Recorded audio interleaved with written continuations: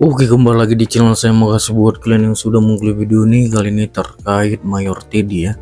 Kita tahu belakangan ini banyak sekali masyarakat yang penasaran kok bisa Mayor Teddy diangkat jadi lead call.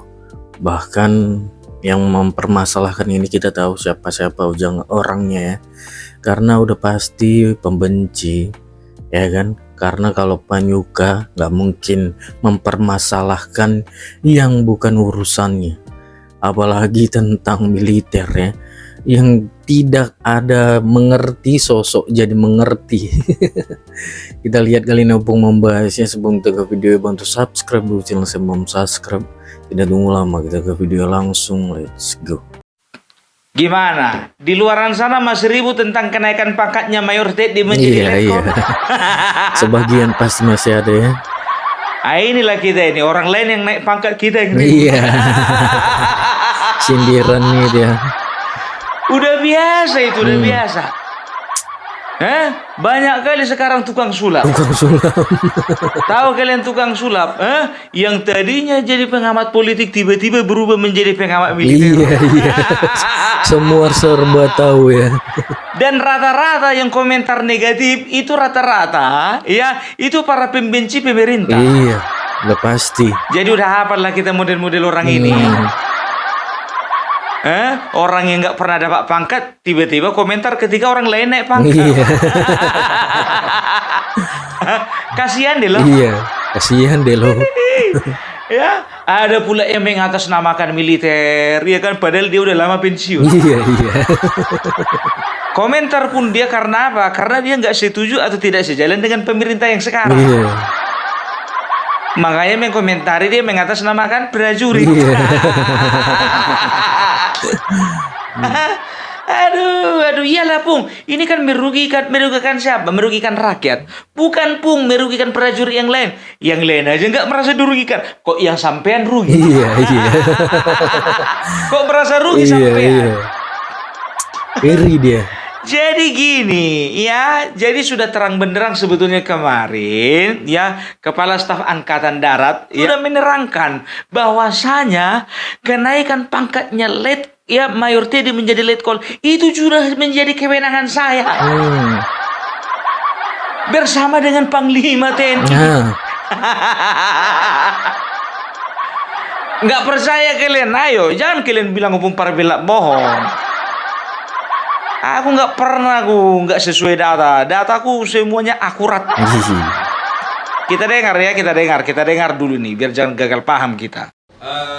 Ini banyak sekali pertanyaan kepada saya melalui WA yang saya itu khususnya dari teman-teman media ya. Jadi saya tidak bisa jawab satu persatu. Makanya pada kesempatan ini di kunjungan kerja saya di Puslapur, saya ingin menyampaikan supaya jawabannya bisa langsung ke semuanya ya. Jadi yang pertama, banyak pertanyaan tentang revisi undang-undang. Saya juga bingung kenapa DIM-nya sudah berulang kali disampaikan oleh DPR belum sampai di sana, orang sudah pada ribut. Ada beginilah, begana. Saya saja baru kemarin saya baru dapat. Ya, orang ini sudah ribut kemana-mana.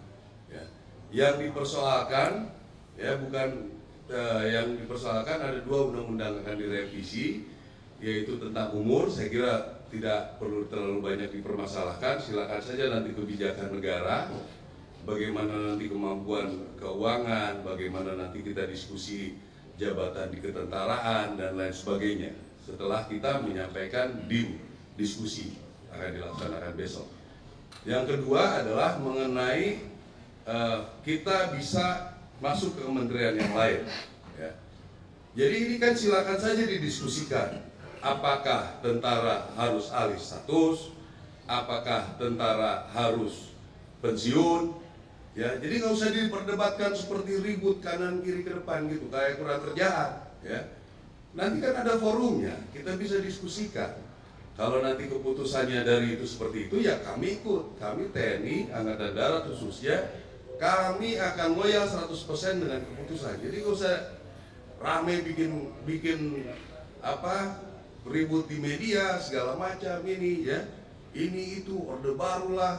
Tentara dibilang hanya coba bisa membunuh dan dibunuh.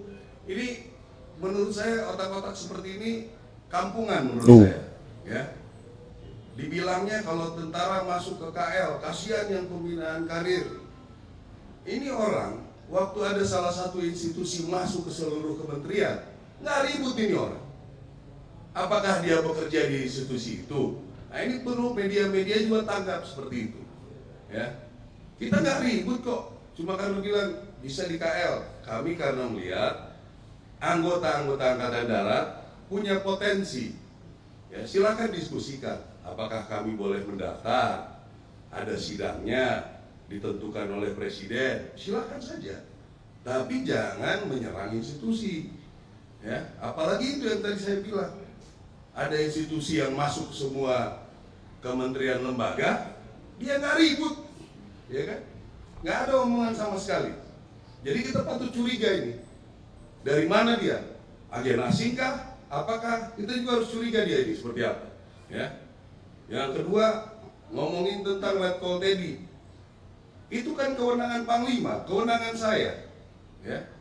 Ada orang yang sudah dianggap oleh Presiden bisa membantu, bisa mengkoordinasikan, kita kasih pangkat lebih tinggi. Apa masalahnya? Betul. Ya. Ada orang lah temennya tentara yang pernah di Papua. Siapa yang pernah di Papua? Berapa orang yang pernah penugasan Papua? Ya. Papua itu penugasan Papua yang bertempur betul itu mungkin nggak nyampe 5%. Yang lain di Papua pinggiran. Ya.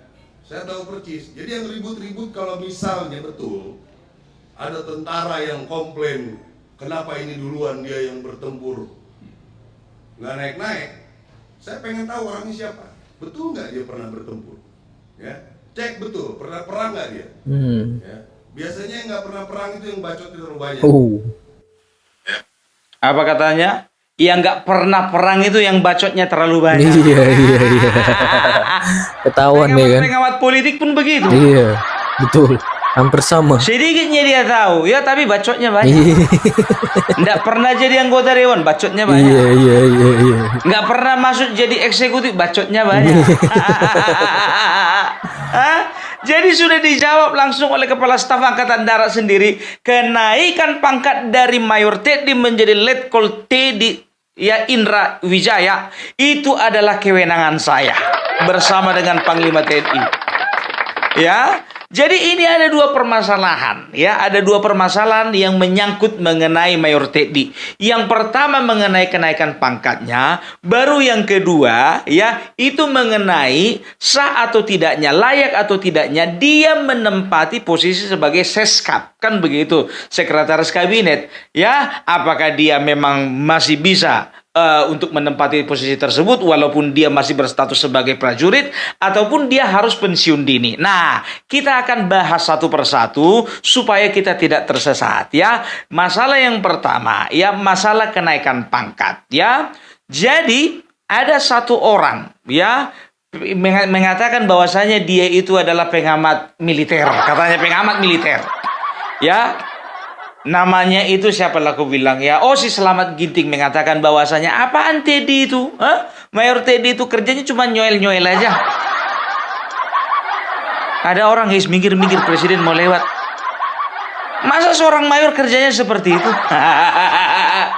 Diberi kenaikan pangkat lagi. Tapi kehadiran Teddy di istana itu memicu persepsi yang mulai buruk tentang seorang anggota TNI. Tidak disiplin, terlalu banyak mulai ya bawa tas, nyanyi-nyanyi dan segala macam. Lalu terlalu banyak berbicara hal-hal yang tidak substantif. Misalnya untuk apa yang dia lakukan. Apa yang dilakukan oleh seorang Teddy di istana itu seterang benderang. Mungkin orang nggak. Itulah karena bisa diakses oleh semua orang. Semua. Kita punya informasi. Nah, dampaknya terhadap citra militer itu kan sangat negatif. Iya, itulah bagaimana seorang perwira pertama yang baru mau jadi perwira menengah angkatan 2011 memang belum untuk berpikir strategis, Bu. masih hanya memimpin lingkungan yang kecil begitu ya. Dan ini kan baru mau menjadi wakil komandan batalion atau komandan detasemen seni tempur misalnya, komandan detasemen kavaleri atau komandan detasemen artileri misalnya.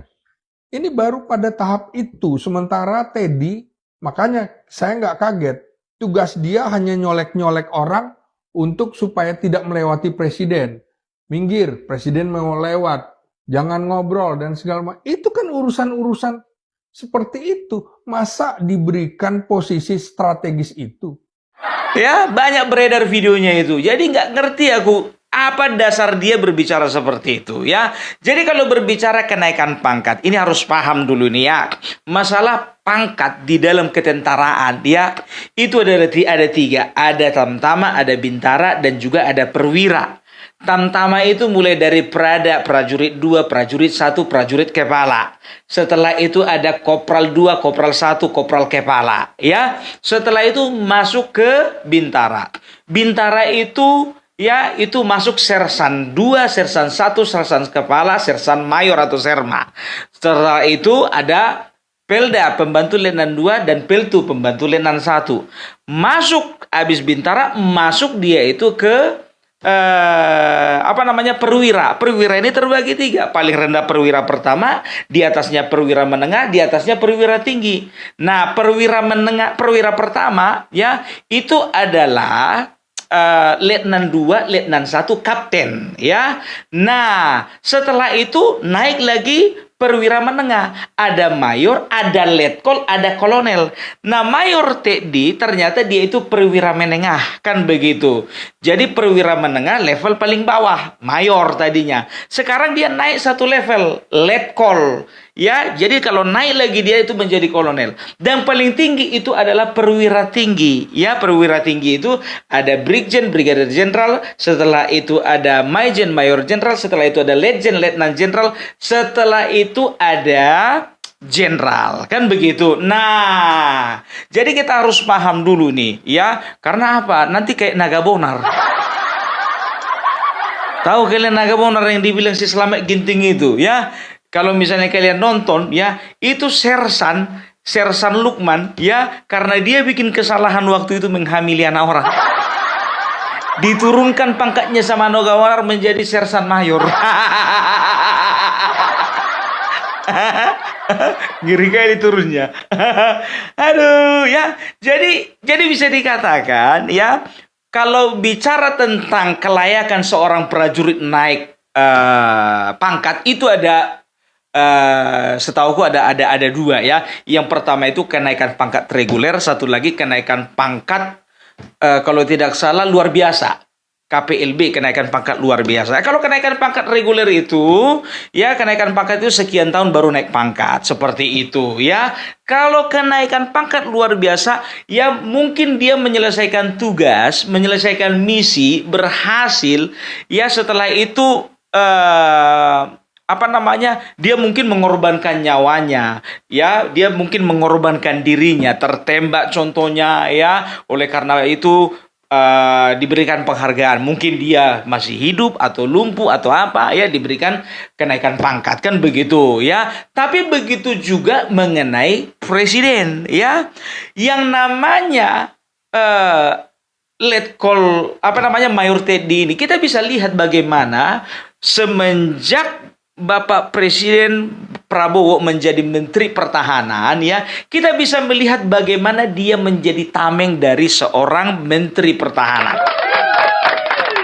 Ya, lihat saja ya, apapun yang dilakukan Bapak Prabowo, apapun yang dimakan Bapak Prabowo, apapun yang menjadi agenda Bapak Prabowo, semua di bawah pengawasan dan juga tanggung jawab Mayor Teddy.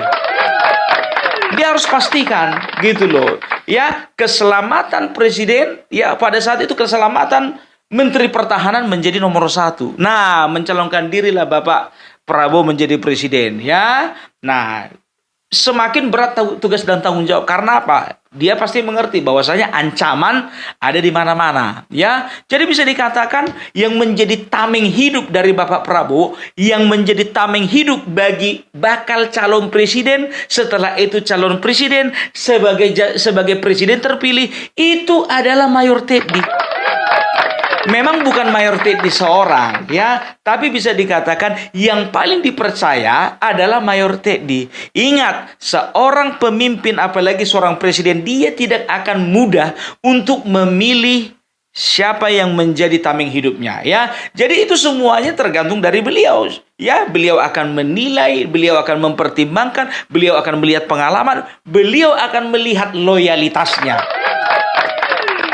Gitu loh. Nah, sampai sekarang pun juga kita bisa lihat, walaupun dia adalah seorang sekretaris kabinet, kemanapun Bapak Prabowo mau perjalanan luar negeri, dalam negeri, mau juga meninjau korban banjir, Mayor Teddy selalu ada bersama-sama dengan Bapak Prabowo. Nah, di sini ya Panglima TNI, ya, Panglima TNI bersama juga Kepala Staf Angkatan Darat, ya, Bapak Maruli Simanjuntak, ya, mereka melihat bahwasanya Mayor Teddy ini memang sudah layak untuk diberikan penghargaan, yaitu kenaikan pangkat. Karena apa? Karena beliau lah yang memiliki tanggung jawab untuk menjaga keselamatan presiden.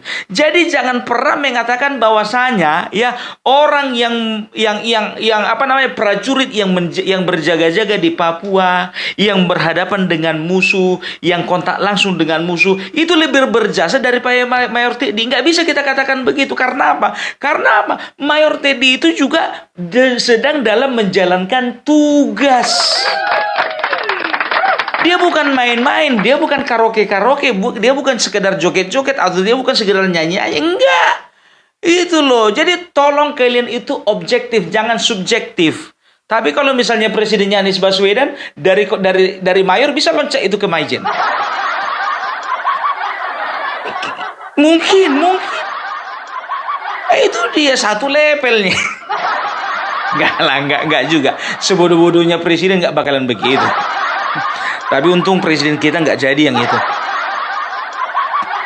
Gitu. Jadi sudah jelas, ya, bahwasanya, ya, itu menjadi kewenangannya Kasat dan juga Panglima TNI. Loh, berarti nggak ada intervensi dari presiden? Tidak ada intervensi dari presiden.